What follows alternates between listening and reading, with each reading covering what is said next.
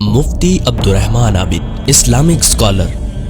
کچھ خواتین کا کہنا ہے کہ چہرے کے فالتو بال کا صفایا کرنا درست ہے، اور اپر لپ تو باقاعدہ روایت پیش کرتی ہیں، اور دلیل یہ ہے کہ اس سے مردوں کی مشابہت ہوتی ہے۔ بلا شبہ بارہا آپ نے اس کی وضاحت کی ہے، لیکن ایک مرتبہ پھر یاد دہانی کے طور پر اصلاح فرما دیں۔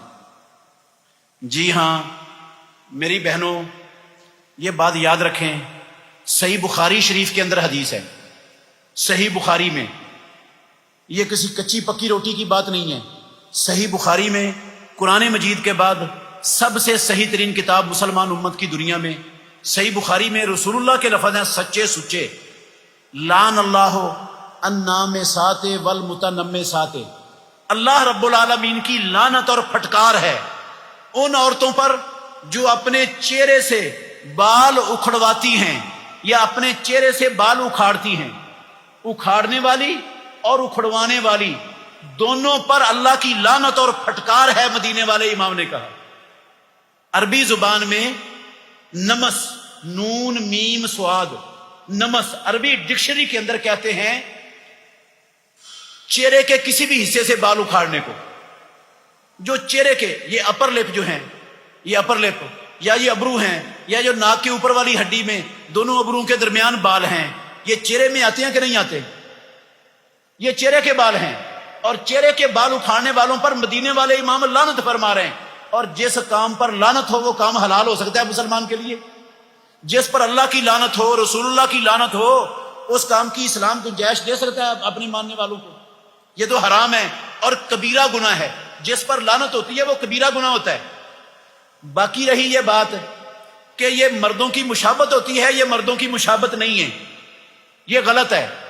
اس پر مردوں کی مشابہت والی احادیث فٹ نہیں ہوتی۔ مردوں کی مشابہت کیا ہے؟ مردوں کی مشابہت یہ ہے کہ عورت مردوں جیسے چھوٹے چھوٹے بال بنا لے، یہ مردوں کی مشابہت ہے۔ اپنے سر کے بال چھوٹے کر کے جس طرح مردوں کے بال ہیں اس طرح بنا لے۔ عورت اپنی آڑھی پنڈلیوں تک اپنی شلوار بلند کر لے، یہ مردوں کی کیا ہے؟ مشابہت ہے، کیونکہ یہ مردوں کا کام ہے اسلام میں آدھی پنڈلیوں تک اپنی شلوار کو، اپنے کپڑے کو اونچا کر کے رکھنا۔ عورتوں کے لیے تو اپنی ایڑی کو بھی چھپانے کا حکم ہے، پاؤں کو بھی چھپانے کا حکم ہے غیر محرم سے۔ تو یہ مردوں کی یہ والی مشابہت ہے۔ عورتیں مردوں کا لباس پہنیں، عورتوں والی وضع قطع کر لیں، عورتوں والا لباس بنا لیں، یہ ہے عورتوں کی مشابہت، یہ حرام ہے۔ یہ جو ہے نا، یہ ناک کی اوپر والی ہڈی سے بال اکھاڑنا، یہ بالوں کا آ جانا، یہ مردوں کی مشابہت ہے ہی نہیں۔ بے شمار ایسے لوگ مرد ہیں جن کے ادھر بال ہے ہی نہیں، ہیں کہ نہیں؟ یہ آپ میں دیکھو کتنے لوگ بیٹھے ہیں جن کے ادھر بال نہیں ہیں، اور کئی ایسے ہیں مردوں میں جن کے بال ہیں۔ تو عورتیں بھی ایسی ہیں، کئیوں کے ادھر بال آ جاتے ہیں، کئیوں کے بال نہیں آتے۔ یہ رب نے اگائے ہیں، یہ تو مشابہت ہے ہی نہیں۔ مشابہت کیسے ہو گئی؟ کیا ادھر بالوں کا ہونا یہ صرف مردوں کی شان ہے بس؟ کہاں لکھا ہوا ہے یہ صرف مردوں کے لیے ہے اور کسی عورتوں کے بال ادھر نہیں آ سکتے؟ یہ کدھر ہے؟ بے شمار مرد ہیں جن کے ادھر بال ہے ہی نہیں۔ تو ادھر سے بال اکھاڑیں، ابروؤں کو باریک کریں، اپر لپ سے اکھاڑیں، ماتھے سے اکھاڑیں، رخساروں سے اکھاڑیں، تھوڑی سے اکھاڑیں، اللہ اور اللہ کے رسول کی لعنت برس جائے گی ان پر۔ اور جب تک ایسا کام کرتی رہیں گی لعنت برستی رہے گی، لعنت سے نہیں بچ پائیں گی۔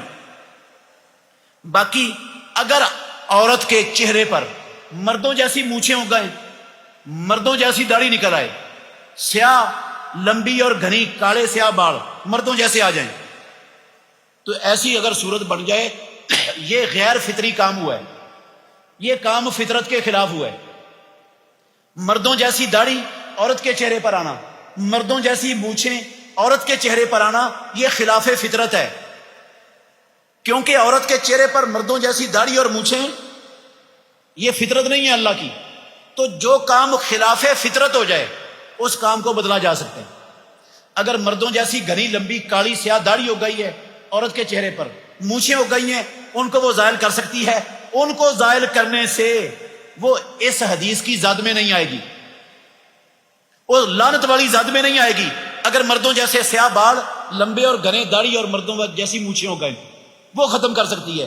جو لوئیں ہوتے ہیں چہرے پر، صرف لوئیں، ان کو ختم کرنا اللہ کی لعنت کے نازل ہونے کا سبب ہے۔ یہ نہیں ختم کر سکتی عورت، چہرے کے کسی بھی حصے سے.